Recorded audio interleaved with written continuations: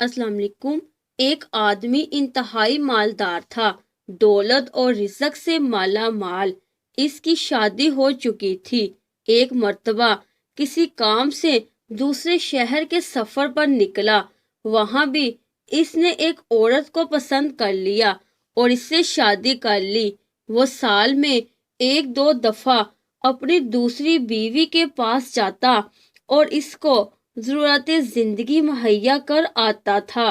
ادھر اس کی پہلی بیوی کو اس کی دوسری شادی کے بارے میں علم نہ تھا۔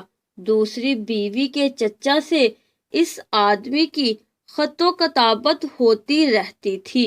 ایک مرتبہ ایسا ہوا کہ دوسری بیوی کے چچا کا بھیجا ہوا خط پہلی بیوی کے ہاتھ لگ گیا۔ خط کے مضمون سے پہلی بیوی کو معلوم ہو گیا کہ اس کے شوہر نے کسی دوسری عورت سے شادی کر لی ہے، اور یہی وجہ ہے کہ سال میں ایک دو دفعہ وہ ضرور دوسرے شہر کا سفر کرتا ہے۔ اس راز سے واقف ہوتے ہی پہلی بیوی کے تن بدن میں آگ سی لگ گئی۔ اس نے سوچنا شروع کیا کہ کس طرح اس کے شوہر کی زندگی سے دوسری والی بیوی کا وجود ختم ہو جائے۔ چنانچہ اس نے ایک سازش کی۔ وہ خط جو دوسری بیوی کے چچا نے اس کے شوہر کے نام لکھا تھا وہ نکال لیا اور اسی کے اندر یہ مضمون لکھ کر رکھ دیا: بڑے افسوس کے ساتھ میں لکھ رہا ہوں کہ تمہاری بیوی اب اس دنیا میں نہیں رہی اور ہمیشہ ہمیشہ کے لیے اس دنیا سے رخصت ہو چکی ہے۔ اس لیے جتنا جلدی ہو سکے پہنچنے کی کوشش کرو۔ یہ خط لکھ کر پہلی بیوی نے اپنے شوہر کے حوالے کر دیا۔ شوہر نے جب خط پڑھا تو جیسے اس پر بجلی گر پڑی، مگر کیا کرتا، بیوی کے سامنے خود پر قابو رکھنا ضروری تھا۔ پھر کچھ دیر کے بعد وہ سفر پر جانے کے لیے سامان باندھنے لگا۔ ادھر اس کی پہلی بیوی اس کی ساری حرکات نوٹ کر رہی تھی۔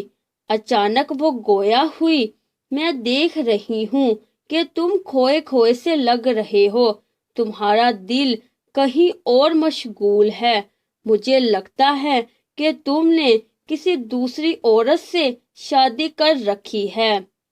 شوہر کہنے لگا: میں نے کوئی شادی نہیں کی ہے۔ عورت انتہائی غصے میں کہنے لگی: میں تمہاری بات سے مطمئن نہیں ہو سکتی۔